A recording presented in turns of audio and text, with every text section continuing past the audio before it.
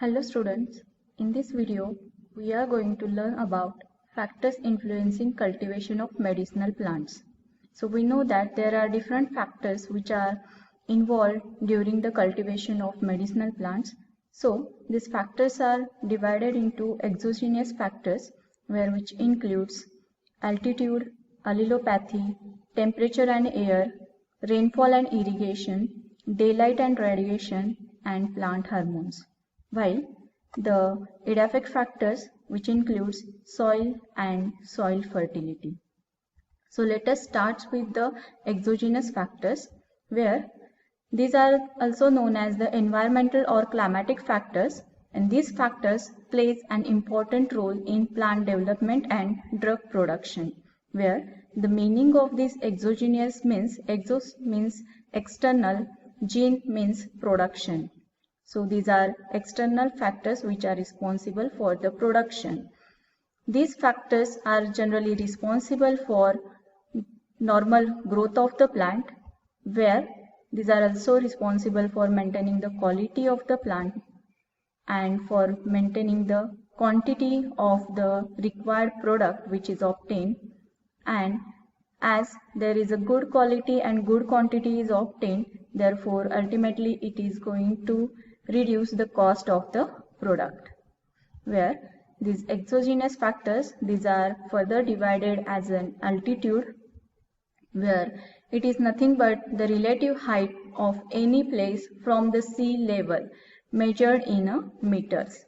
It affects on the amount of active constituent as well as secondary metabolites in the plant, where the effect of altitude, that is at different altitude the different plants are going to be grown, and upon that they are responsible for the production of the different secondary metabolites, where here some examples are given. That is, at higher altitude glycoside content of digitalis is more, volatile oil content of valerian is more, while at lower altitude volatile content of peppermint is more and alkaloid content of aconite is more, where here some examples along with their altitude these are given. That is, tea is generally planted at an altitude of 1000 to 1500 meter.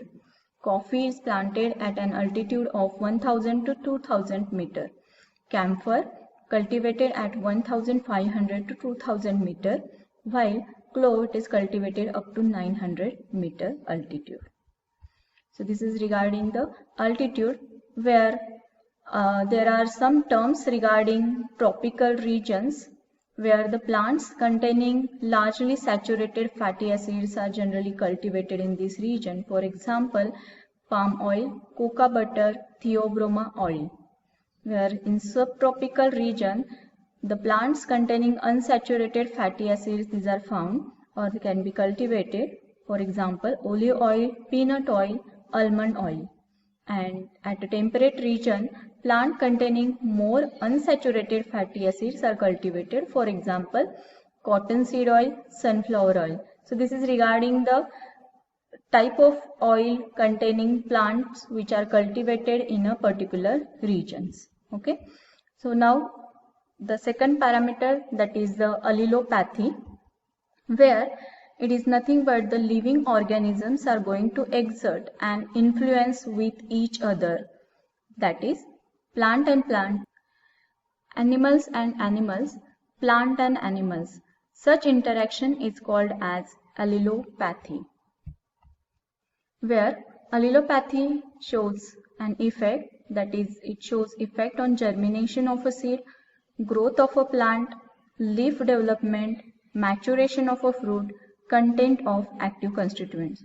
So here we are going to study the interaction between the plant and plant, that is, one plant is responsible for growth of other plant, or one plant is responsible for inhibiting the growth of the plant. Likewise, we are going to see the interactions between plant and plants, plant and animals. Okay. So here there are terms mentioned regarding the allelopathy, that is symbiosis, which means some organisms depends on each other such that they can exist only when living together. and such relationship is called as the symbiosis. That is, one plant is responsible for the growth of the another plant. That is showing this phenomenon of symbiosis. While antibiosis, which means when one individual causes destruction of other, that is called as a antibiosis. That is, one plant is responsible for inhibiting the growth of the another plant. That phenomenon is known as a antibiosis, where this allelopathic effect is transmitted generally by means of exhalation from the leaves and the secretions which are secreted by the roots. Then the examples, that is ripe apple, which causes exhalation of a ethylene gas, and this gas is responsible for maturation of another unripe apples. While belladonna, when cultivated with mustard plant, there occur inhibition of growth of belladonna by the mustard plant. So this is a phenomenon of antibiosis. Belladonna, when cultivated along with Artemisia absinthium, where it shows increase in growth and yield of alkaloids in the belladonna. Okay, so Artemisia, it shows the symbiosis phenomenon when cultivated along with the belladonna. Then the third factor, that is the atmospheric conditions, where the atmospheric conditions are also responsible for the growth of the plant and also for the development of a product, that is the drug product, where the suitable atmospheric condition is responsible for development of a high quality and high quantity plant product, which is ultimately responsible for reducing the cost of the production. Where the leaves, for examples, the leaves of belladonna, when cultivated in sunny location, it produces more alkaloids. Then the Datura stramonium, when cultivated in the rainy season, it shows less alkaloids. Peppermint, when cultivated in a cloudy weather, it shows less amount of volatile oils. And plant leaves, generally in the cloudy weather, these are responsible for decreasing the carbohydrate production. Where the atmospheric factors are temperature, where it affects the vegetation either directly or indirectly. Variation in the temperature affects the physiological process of the plant. So accordingly, depending on the temperature which is suitable for the plant material, these plants are termed as a megatherms, where megatherms means the plants of a warm habit which requires high degree of a heat and found in a tropical climates. While mesotherms, where the plant cannot withstand high temperature or a low temperature. And microtherms means the plants of a cold temperature and require low temperature for their growth. Right? Echistotherm, which means the plants of a cold region which cannot withstand a long and severe winter. So depending on this, the temperature requirement, these are the terms according to which the plants can be divided into different regions. Where generally the optimum temperature which is required for the drug cultivation, it is given, that is for cinchona it requires 60 to 75 degree Fahrenheit temperature, coffee it requires 55 to 70 degree Fahrenheit temperature, tea requires 70 to 90 degree Fahrenheit temperature, and cardamom requires 50 to 100 degree Fahrenheit temperature. Then the next factor, that is the atmospheric air. So this is responsible for the plant life, and the nature of the air affect the production of the active constituents, where the air is generally responsible for transpiration. It increases the water loss by constantly removing air saturated with water from intracellular spaces of the leaves. It causes erosion of a soil. This generally occurs when the air is hot and dry. It also causes evaporation of a volatile oil, where it also happens when the air is hot and dry. The dry and hot air affect young parts of the plants. it helps in coagulation of resins, oleoresins, oleogum resins. So these are general effect of the air, where the rainfall and irrigation, this is the another factor where the rainfall, we know that rainfall is must for cultivation of any kind of a plant. So whenever there is a less rainfall or unavailability of water, then irrigation methods are used, where we will see now the effect of this rainfall and what are the different methods of irrigation.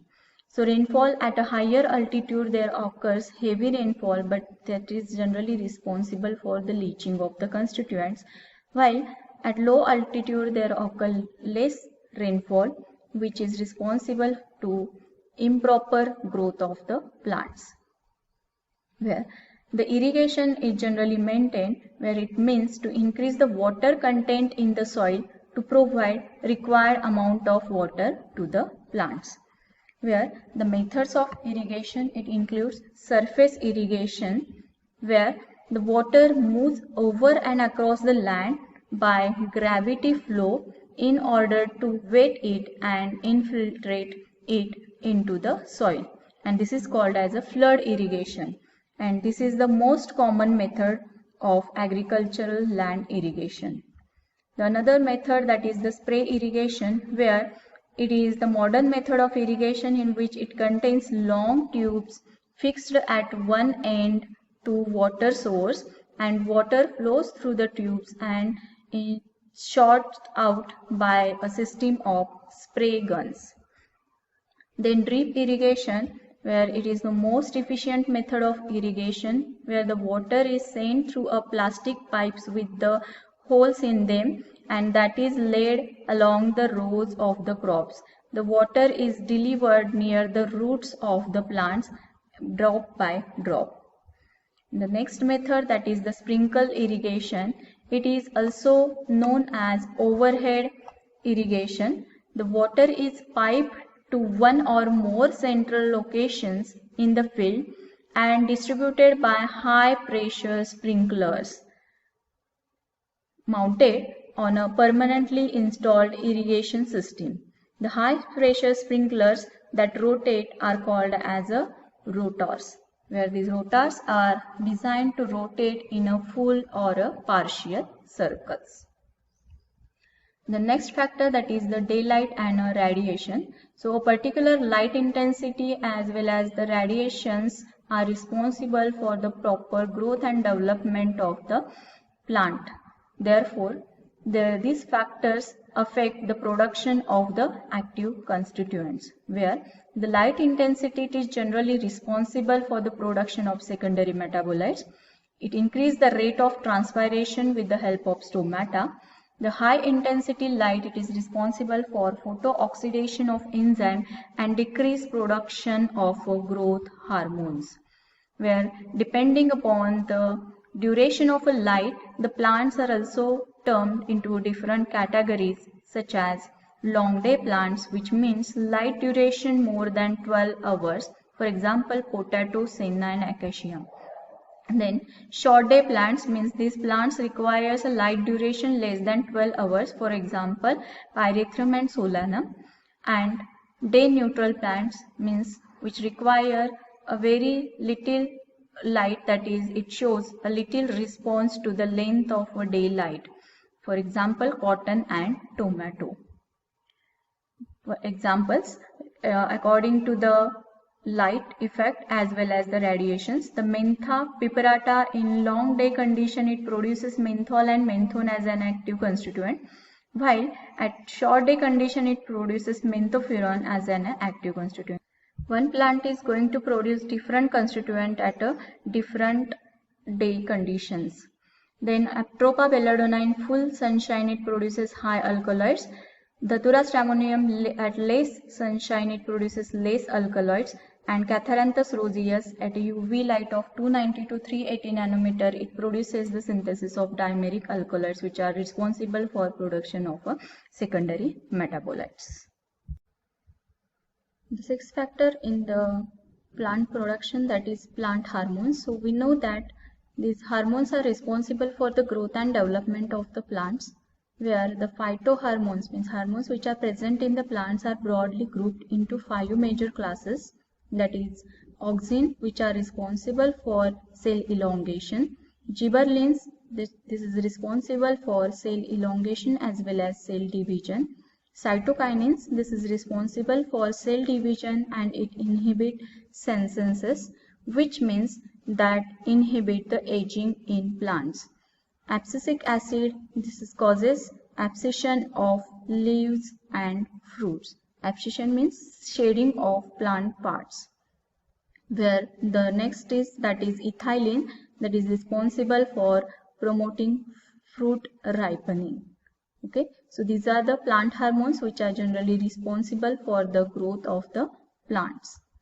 Then the edaphic factors. So these edaphic factors are generally soil and soil fertility.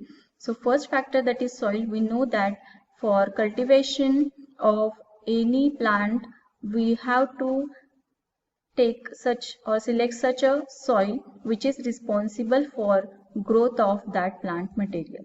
Okay, it is unconsolidated mineral or organic material on immediate surface of earth that provides medium for growth of plants, where the soil provides support for a growth, mechanical strength, minerals and nutrients, water and air for the plant growth, where the composition of a soil, it includes mineral matter, organic and inorganic matter, nutrients, water and air, and microorganisms. Where regarding this composition, here we can see that it contains about 5% of organic matter, 25% of water, 25% of air, and 45% of mineral particles, where this organic matter is further divided into humus, roots, and the organisms, where humus, this is nothing but the fungi and bacteria decomposes organic matter into semi-soluble chemical substances, and that is known as a humus, where this humus is responsible for enhancement in water holding and storage capacity. It acts as a primary source of a carbon and nitrogen. It is responsible for improvement in soil structure, and it causes reduction in leaching of soluble nutrients. Where depending upon the particle size, there are different types of soils, that is less than 0.002 mm particle size is called as a fine clay, 0.002 to 0.02 mm it is called as a porous clay, 0.02 to 0.2 mm it is called as a fine sand, and 0.2 to 2 mm it is called as a porous sand. So these are the types of soils according to the mineral matters, that is red soil, alluvial soil, brown soil, and black soil. So there are different types of soils. Now regarding the soil fertility, where it is again an important parameter for the growth of the plant material, as it is going to provide the nutrients for the plant growth. The fertile soil properties, that it must be rich in nutrients, it contains sufficient minerals, it contains soil organic matter to improve its structure, the soil pH should be 6 to 6.8, and it contains a range of microorganisms, where the soil fertility is generally maintained by addition of animal manures, addition of chemical fertilizers by means of crop rotation, that is changing the crop cultivated in the same field, and adding nitrogen fixing bacteria, where these examples of the plant which is cultivated in a different types of soils, for example sandy soil in which licorice and squill, these are cultivated, loamy soil, senna and isabgol, sandy loam soil, black pepper, peppermint oil, dill, clay loamy soil, nutmeg and garlic, and calcareous soil, that is digitalis and fennel. So these are the examples of a different plant materials which are cultivated in a different type of a soil. So soil is one of the important parameter which is considered during the cultivation of these plants or the medicinal plants. So this is regarding the different factors that is going to influence the cultivation of the medicinal plant. So please like and subscribe this video for getting more videos of pharmacognosy and phytochemistry subject. Thank you.